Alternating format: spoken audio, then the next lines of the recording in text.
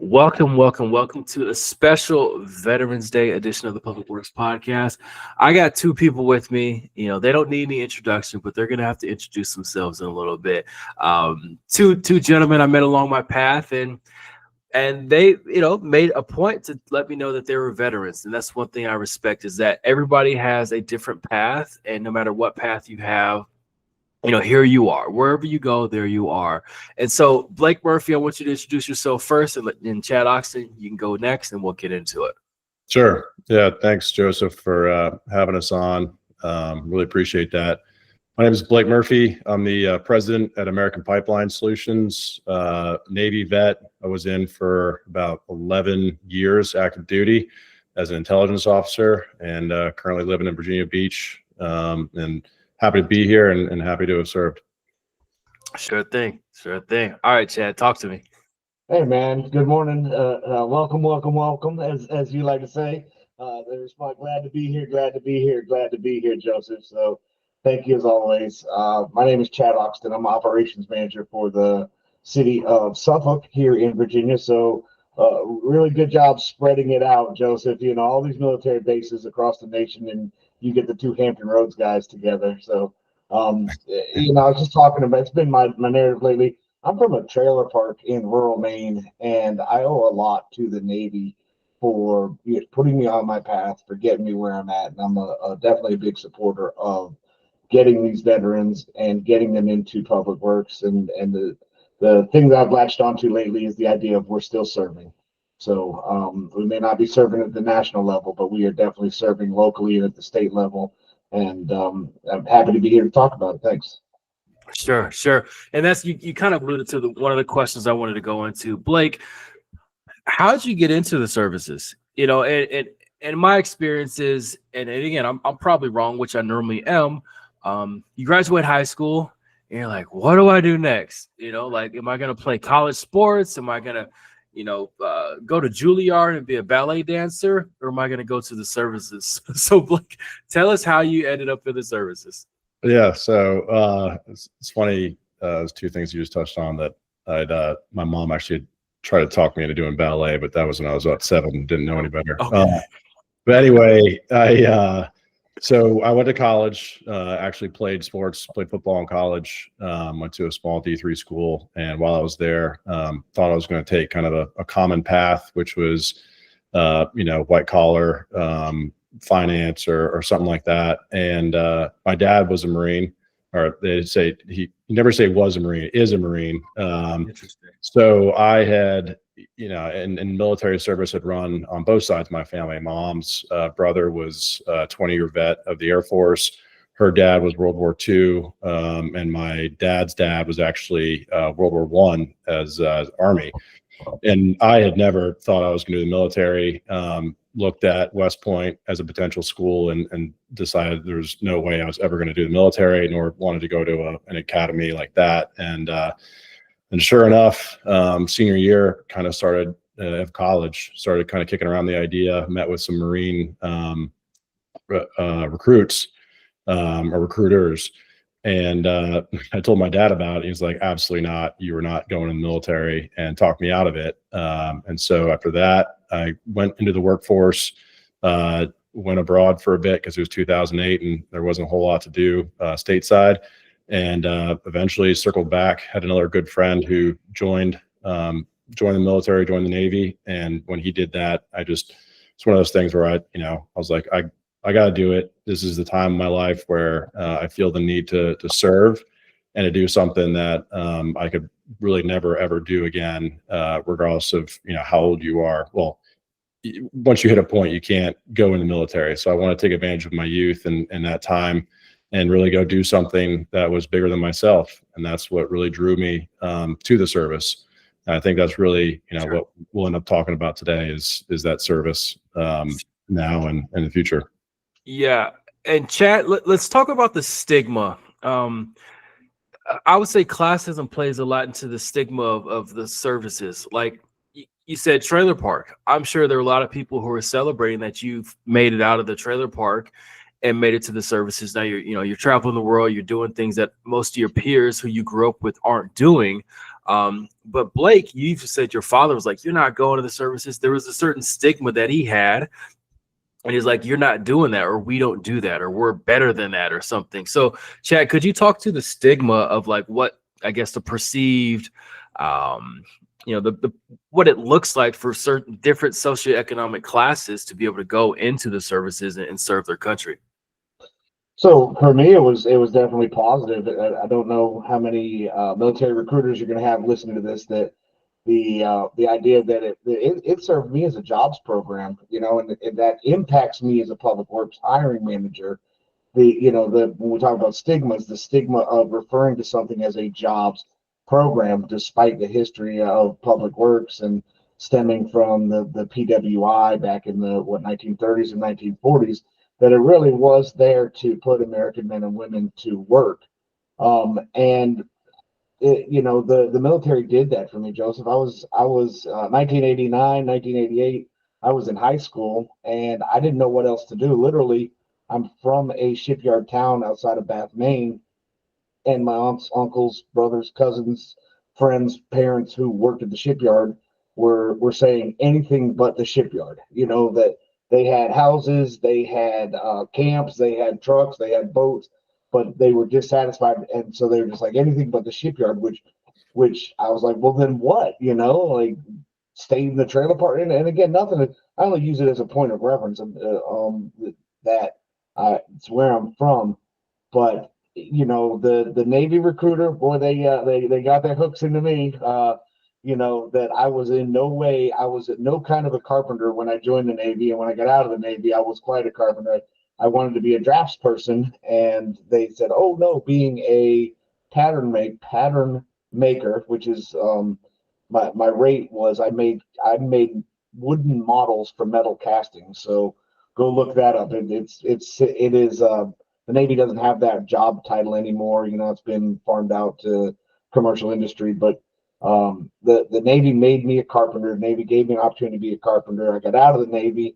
I worked as a carpenter, and working as a carpenter and using my GI Bill sent me to school, got me an associate's degree, which translated directly into public works. So, the stigma of it, again, is, maybe of a as a jobs program, but where I'm from, it was a positive thing. It was the way out, like heck yeah, like when you go to small town America and you see main streets lined with pictures of veterans and banners with veterans and people, that's kind of where I'm from. So again, grateful for it, and I had no idea it was coming. It was I woke up one day and said, I'm not going to work at this department store anymore. So I stopped working at that department store, and my dear mom said, well, you're going to go do something. And that was the day I went to the Navy recruiter. And like 90 days later, I was on a flight to San Diego to go to boot camp.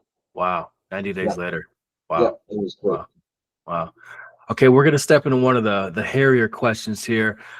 Blake, hiring veterans. Let's talk about it. Sure. Positives, negatives, some of the things that, because you're on the private side, and Chad, you'll speak to it on the public side. What are some of the things that you look for? What are some of the things that you stay away from? Just for all those veterans out there who are like, I want to be able to work for, upwardly mobile companies. How can I get on? Yeah, sure. So we actually have about half of our company employees are either vets or military spouses. I'd say even more than half. So we really do look for veterans when we can. And I think one of the things that we try to find when we're looking for the veterans is, first is this person looking for a career? Are they just looking for a job? Because I will say that there's a lot of veterans who they don't really know what they want to do, and they just kind of want to find that landing pad. And so we try to weed those people out, because we're obviously going to invest time and money into these people. We also want to find people who want to, travel and continue to work with their hands and get dirty from time to time.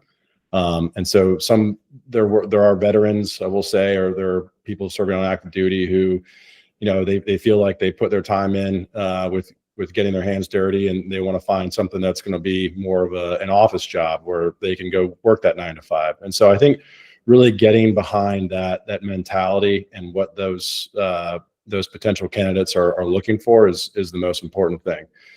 We've also gotten to reaching out and asking for their fitness reports, which is kind of their performance review, and looking at those and taking those in consideration, because we've got so many vets from almost every branch.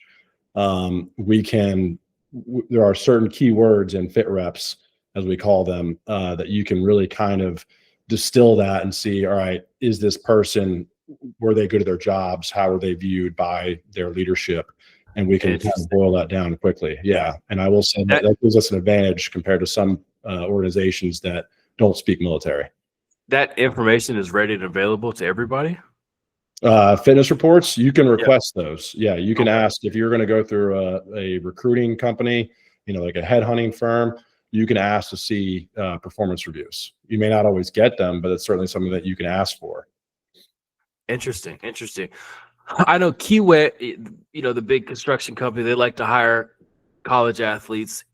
Enterprise Rent-A-Car, they always poach college athletes. There's a couple Wall Street big bank firms, they like to have collegiate track athletes. They kind of have their niche of people they grab out of college to come and work for their company.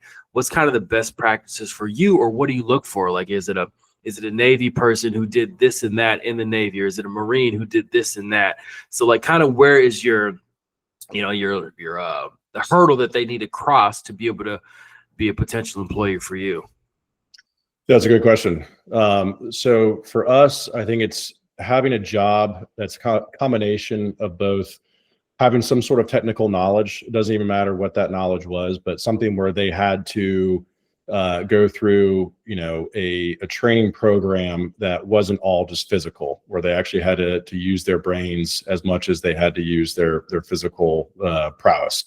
So that was always something that we're looking for, in addition to the ability to get into a hole and turn wrenches at 2 a.m., in the trenches of say, New York City, because that's also something that we will find ourselves doing. And so that combination of mental fortitude, as well as the physical, ability to endure some of the natural elements that we find ourselves up against. Sure. And Chad, this question goes to you. Same question. What are you looking for? What are some of the things that work for you in regards to getting them to transition out of the services and hiring them on at a public agency?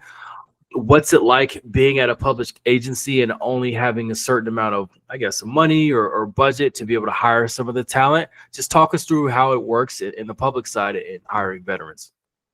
Yeah, I think we do okay. Locally, we have our new director is a newly retired Navy captain. So, apparently the city of Suffolk values that. Our director of economic development, retired Navy captain. Among my own staff, I have plenty of former enlisted people. There's so many former enlisted rates that align immediately with the things that we do, not just in the Navy, but all the branches of the military. I've got a great example of a guy who, during the interview process, he hadn't really highlighted his military career, but I ciphered during the interview that he had spent some time as a Navy bosun's mate.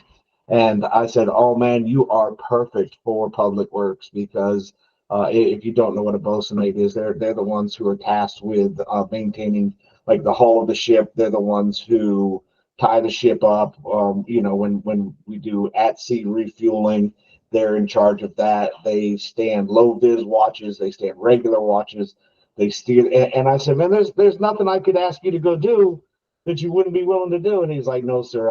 Whatever needs to be done, I'll go do it." The Army has their truck driving corps. The folks that drive. The Navy has the CBs, literally the construction battalion. How can you go wrong except to not actively recruit those folks and bring them on board?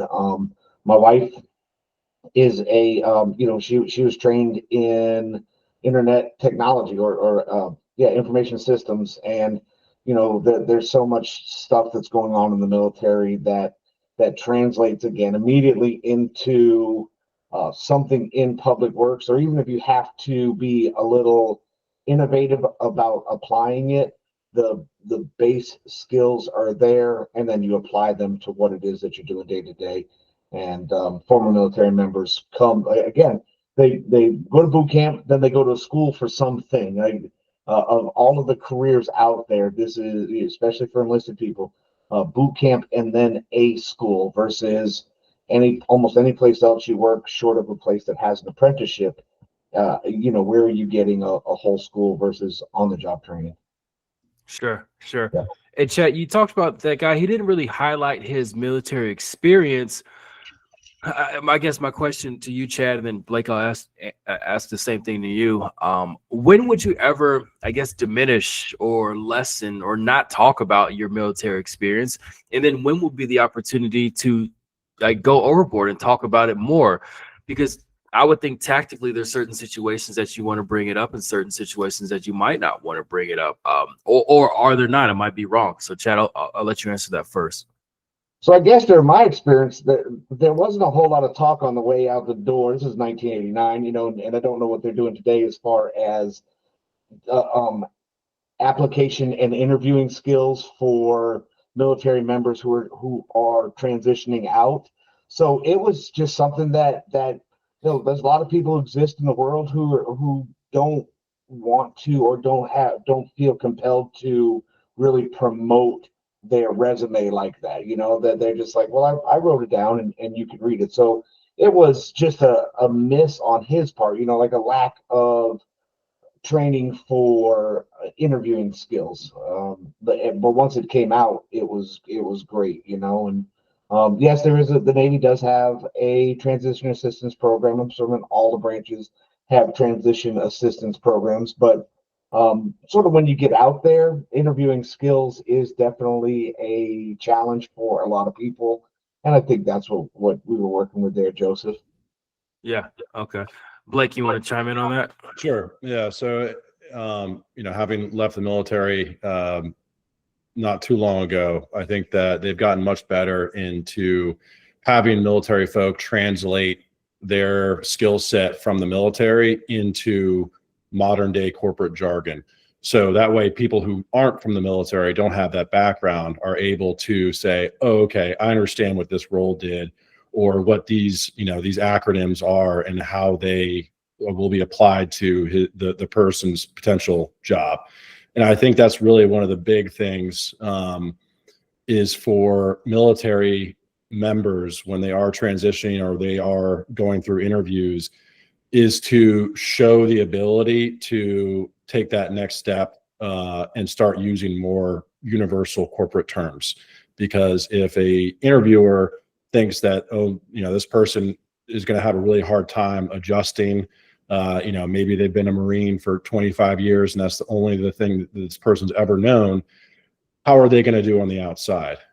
Because you spend that amount of time in, especially the Marine Corps, which, they're obviously the best fighting force pretty much in the history of the world, but they're so good because they are all so disciplined. And so it's, can you take that discipline and apply it to something else? And I think being able to show that in our interview, and also for the interviewers, and so for the public companies or the the utility companies who are interviewing these people, understand that it may be hard for the people who you're interviewing to make those connections. And so I think patience and pulling the thread, as we say, during those interviews, to try to understand more what that person did, because chances are what they did is a lot more in common with the position that you're interviewing for than what their resume may state.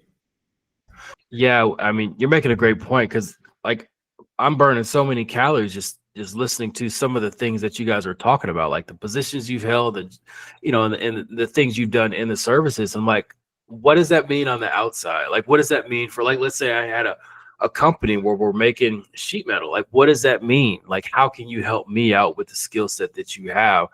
And I think a lot of people, it won't jump through that hoop to dig deeper, like you said, to pull that thread to go, okay, well, you did what? Okay, how can that help me out? Or what best position are you suited for within my company? And I, like you were talking about, I'm appreciative how there's programs that help said person coming out of the services translate their experience to something in a real life situation. Speaking of translation, the skills that you do attain in the military service or in the services, making that make sense on the outside is one thing, but actually doing it in practice is another thing. I mean, when I think of public works, and Chad, I'll toss this up to you next after Blake. I think of operations and maintenance. I think if you're operating something, you're maintaining something. You have to. It's not too many like. How do you want to say kind of like you complete it and you're done with it forever. It's kind of like you just got to keep it going forever. And that's a different mentality or skill set. So how can one in the military take, whether they're a cook, whether they're somebody who just watched the planes, in the hangars, or somebody who was actually in combat, or a Navy SEAL type person, how can they take whatever they've done and make sure it translate, actionably into what they do for a company? Sure. It was a great question. And I think there's a number of answers, or a number of ways to answer that question. I think the first thing is that the ability to adapt and overcome. I think especially people who've been in combat, you're going to go away from base, you're going to go out into the elements, and you're not always going to have everything you need. And so that ability to think on your feet, adapt and overcome, and use whatever tools that you have is to get the job done. I think that's a huge asset that a lot of people in the military have. I think moving to maybe non-combat related duties. So for instance, the Navy, I'm sure you've seen it in, whatever newspaper you're reading, how Navy ships, most of them are pretty old and are getting phased out, and they should have been phased out 10, 15 years ago for some of them. So think about the 18 or 22-year-old kid who's out in the middle of the ocean, and he's got something breaking down, and he doesn't always have, everything that he's supposed to have to fix it. And those kids are fixing these things with the tools that they have, because, they don't really have any other options. And so for them, and I see a really huge or high correlation between, looking at our underground infrastructure and how long so many of those things have been in service for, to looking at a lot of our equipment that some of these kids are coming and dealing with on a day-to-day. And so being able to solve those problems, you're just changing what they're working on, from say a ship or a plane to whatever that infrastructure is. Sure. Wow, those ships are that old? Well, they're not that old, but I mean, certainly if you've got ships from, the 90s that have done 20 deployments plus around the world, salt water does a lot of damage. And when they're moving nonstop, things break down, as anything else, it breaks down. Sounds like our roads, Chad, right? I'm telling you. It sounds like the comparables are immediate, and Blake just nailed it. In fact, the ships that I was on in the 90s were old when I was on them in the 90s, and I think that they're both still commissioned as USNS ships, so you could check me on that. I was on the Emirates Land and the Frank Cable, a couple of submarine tenders, and they were old when I got there. But just like Blake said, those young men and women that are serving on those ships and using that equipment are very active. The military has a great preventive maintenance system, PMS, and everybody in the military learns PMS. So when you're hiring former military members, you're at least meeting somebody who has been exposed to the idea of not always, yes, there's brand new ships. Again, Blake and I are both here in Hampton Roads. They're building carriers and submarines right across the bay from where we're at. There are some brand new ones that are coming into commission, but there's also some aging fleets or ships in the fleet that are over at the shipyard or over at the waterfront that are being maintained continuously. Yes, Joseph, just like our infrastructure, just like my dump trucks, every one of our dump trucks are and they're not decrepit, but there is a time limit for it. The funding is a challenge, planning to get rid of and replace things can be slow. So when you have folks who are inclined to maintain and operate some equipment, whether it's brand new equipment or older equipment. And Blake nailed it. It's some young folk. When they talk about kids these days, I would say go meet some of those kids these days who are 18 to 28 years old, or 18 to 22 years old, serving their first enlistment in any one of the militaries, and ask them what assets they're responsible for, and it would be life changing. Like just brain expanding what young military members are individually and collectively responsible for, and good at it. Yeah, no, 100%. With all the military studies that I've done over the years of all the different wars, like whenever I see a movie or a TV show about, war, and you see the soldiers, like a lot of times the soldiers are depicted as like these chiseled jawline, 30-year-old, men. But realistically, like you said, these are 18 to 22-year-olds, and they're scared as all get out. They just left their high school, they just left prom and graduation, and they're like, now I'm in this foreign country fighting a war, which is just unfathomable for people like myself, which is crazy. But Chad, and on the public side, we all know that we don't have enough people in the industry to backfill some of those leaving the industry. This whole silver tsunami adage. I'd like to position this question to you. Like, how do you sell a dump truck driver, position to somebody coming out of the military? How do you say, hey, kid, you've been traveling around the world, you've been working on these nuclear ships and all these cool places in the world. We need you to be a dump truck driver. Like, how do you get that across to that young kid who's like, he's getting out of the services and wants to work for a public agency? So we'll just start with continuity of pay. Why lie about it? We're not completely insulated from the changes in the industry, but we are local government entities, and we do have a pretty standardized way of life. That we don't suffer a whole lot of ebbs and flows in or increases and decreases in our staffing levels. So there's that.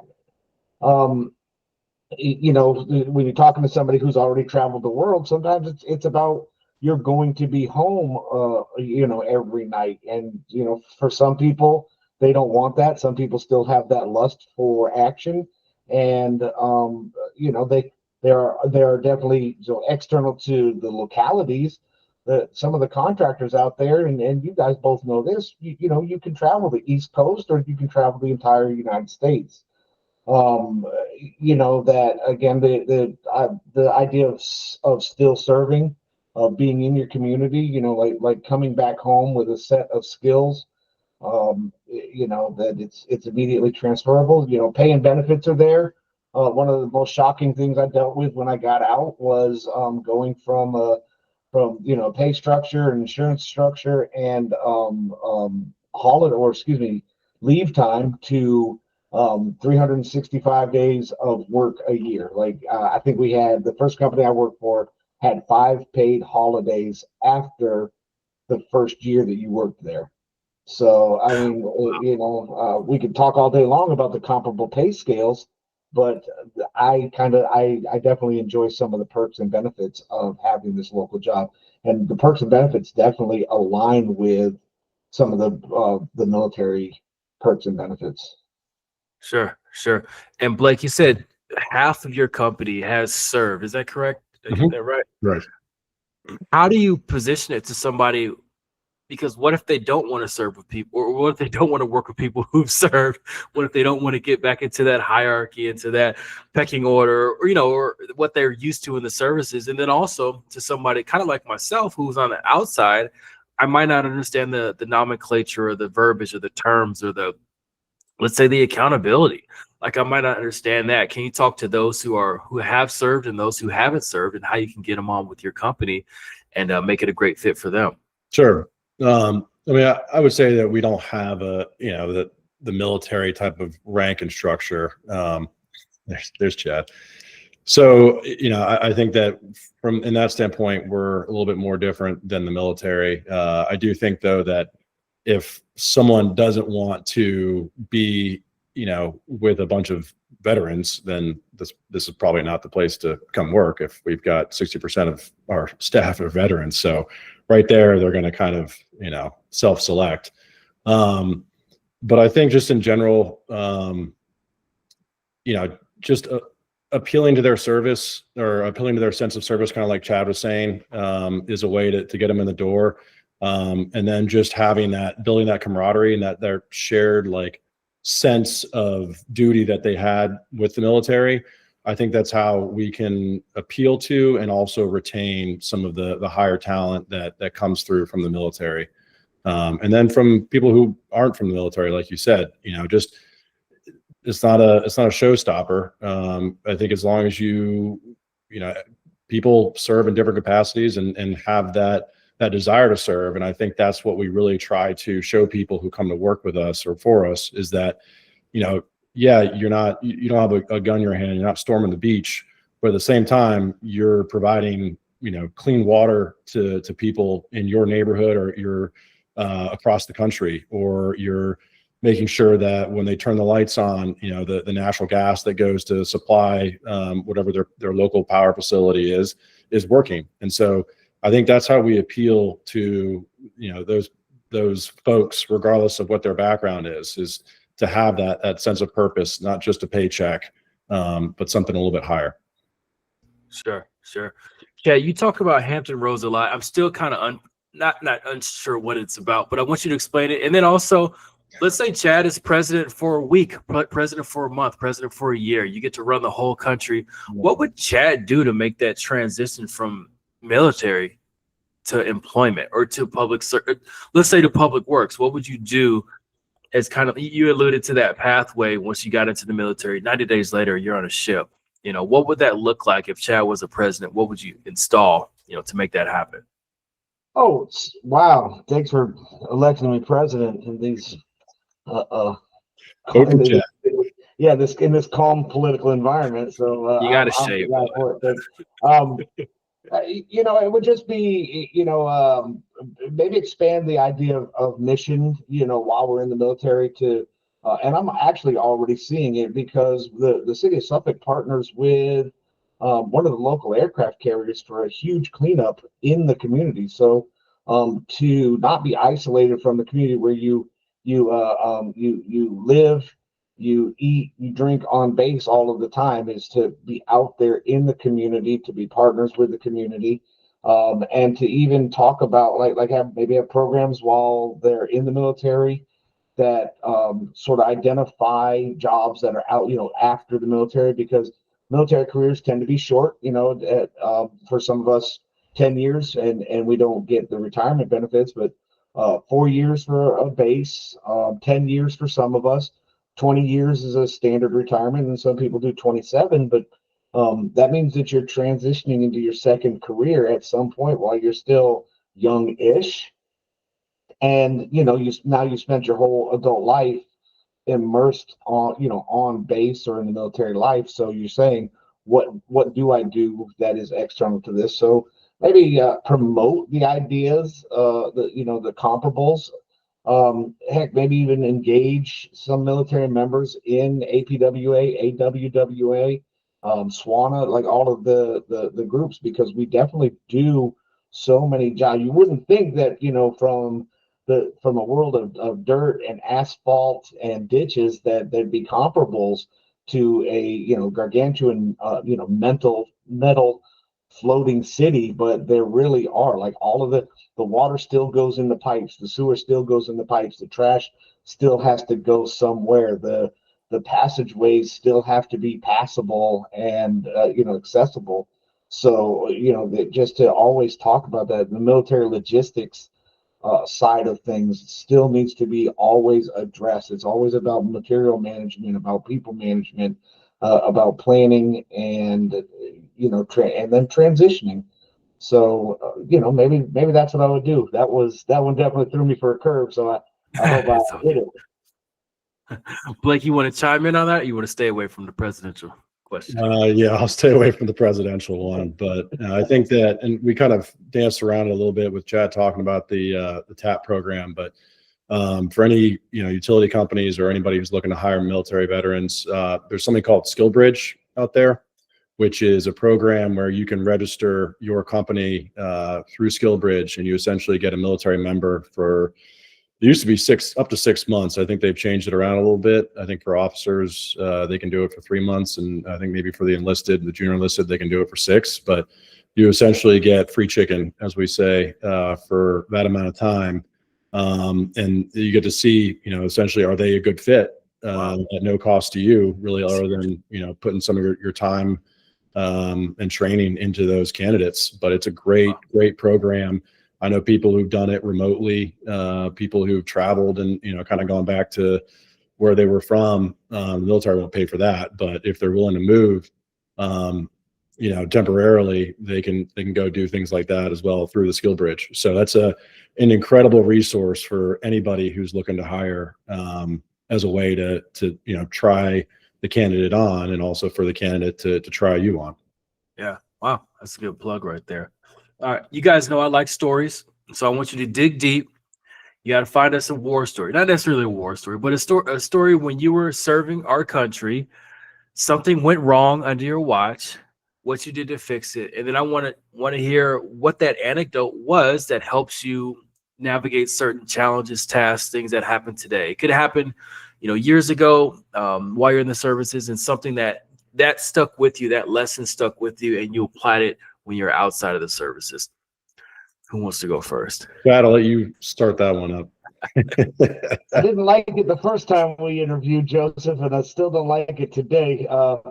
So I'm going to yes and it, and I'm going to go with, I sort of told you before, I wasn't a carpenter. And I wouldn't say it was a mistake, because it led me to where I'm at, but it was early on in my career when I showed up at carpenter school, and I met all these other folks from across the nation, Navy Pattern Maker School, all these other folks from across the nation who were tops in their class in the local woodshop class. Now, I came from a school that had woodshop class, and I took woodshop, but I didn't excel at it, so it was a surprise for me.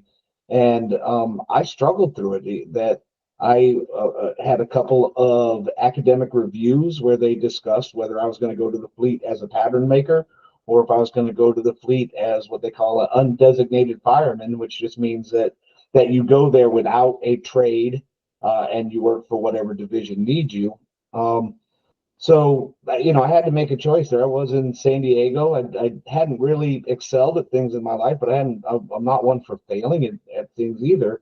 And I had to say to myself, what am I going to do? Do I want to, again, I told you the family was proud that I had signed up. I had enlisted, shipped out, and, I was going to go be this pattern maker. And then I tell people, like, no, I'm not going to be a pattern maker. I'm going to just go to whatever ship, whatever, wherever, and hopefully try something else. So, I dug in and I gritted my teeth. I learned how to be a carpenter. And to hear some people tell it now, I'm sure there's some people who've come around behind me in some of my professional work and said I'm no kind of a carpenter.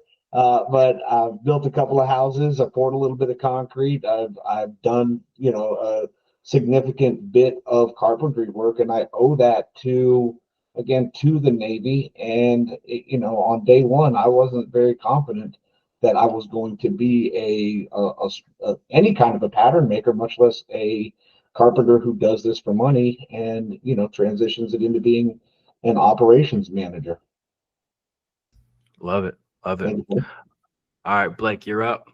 Sure. Yeah, so I was kind of racking my brain when Chad was talking. Chad, I'm glad Joseph had asked you that question before, because I was like, it's been a little while. So, yeah. So, as an intelligence officer, you're not working on any sort of machinery, anything like that. It's really just we bounce around from community to community, and we're essentially supposed to be the experts on whatever's going on in terms of the enemy for that various community or whatever community that we're serving.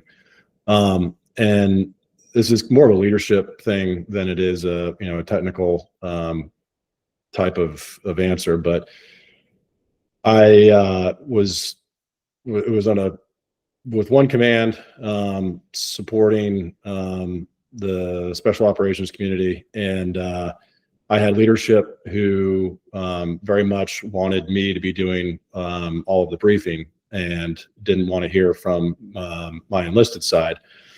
And that put me in a tough spot because I had a lot of different problem sets I was looking at the time, and was stretched thin, to say the least. And instead of pushing back on my leadership and saying, hey, sir, like, I need to rely on my people. Like, they're excellent people. They're here for a reason. I can't be trying to maintain, the situational awareness and all these different things, and just take the face shot, as we say, from him and just stand my ground. Instead, I was like, I basically spread myself too thin and had to go and brief some pretty senior people, and did a awful job doing it, to where I'm probably looking across the table and looked at my boss, and he was probably like, yeah, you shouldn't have been briefing this thing. And so from that point on, it's really just having the sense of awareness to when you think something's not right, or when you believe in something and you know it to be the right decision, regardless of what your leadership is saying, you need to stand your ground. You need to make the case and say, like, hey, look, sir or ma'am, this is the situation. I know you feel a certain way, but it can't be this way if you are expecting 100%. And sometimes it's gonna, you're gonna take that face shot, and sometimes if you've got good leadership, they're gonna say, all right, roger that. Let's figure out a way to make it work. Sure. Thanks for that. All right. Well, this has been a great show so far. I mean, Veterans Day show. We got 2 veterans on here. Thank you for your service. Last but not least, I kind of want you to, Chad, you can start off, give your, I would say, elevator pitch, your quick rundown of why a public works department should hire a veteran. Wherever you're from, whatever you do, wherever you want to go, there's a public works, a public utilities, a parks and recreation that is waiting for you to come apply and come get that job. And you might have to do a little bit of innovative thinking or improvisational speaking to align your actual skill set with what they need. But I think once you land there, they're going to find out that you showed up trained, you showed up ready to go. Joseph, I know you love the uniform thing. I know that as an athlete, or a lot of us, like, that timeliness is very important. You bring with you a set of skills, a set of training that your comparables in your age group, whether you're 22 or 28, have not experienced.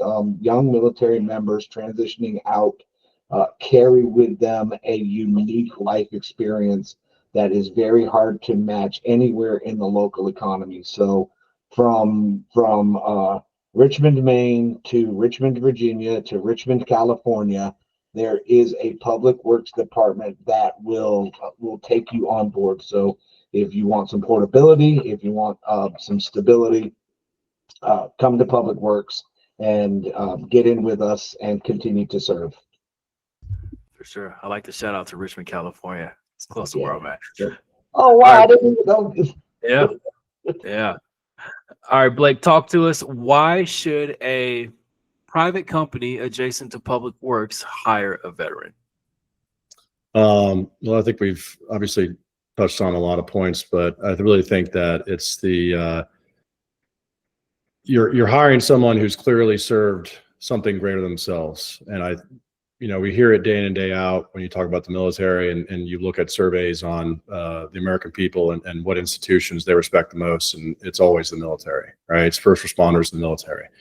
And I think that anyone who's willing to pledge their life to serve our country, they're already the 1%, even though they are the 1% because they're in the military, but I think they're also in the 1% of U.S. citizens.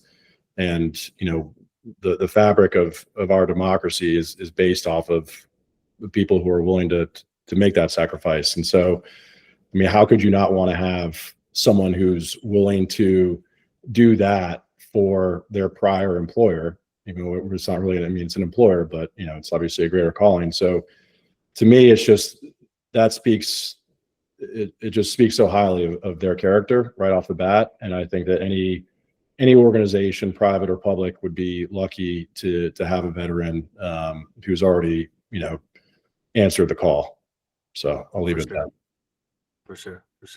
All right, Blake, where can people find more about you?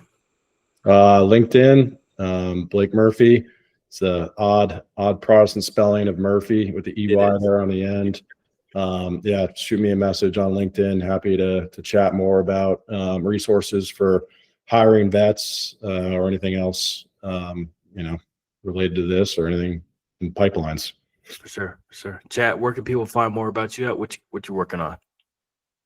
So LinkedIn, I have my blog, Public Works Behind Bars. There's no reference to any criminal activity. That is me riding around on my motorcycle. Most recently, I was down in Wendell, North Carolina, seeing my dear friend Jeffrey Brown on our way to the races. Trying to punch up my blogging a little bit, Joseph.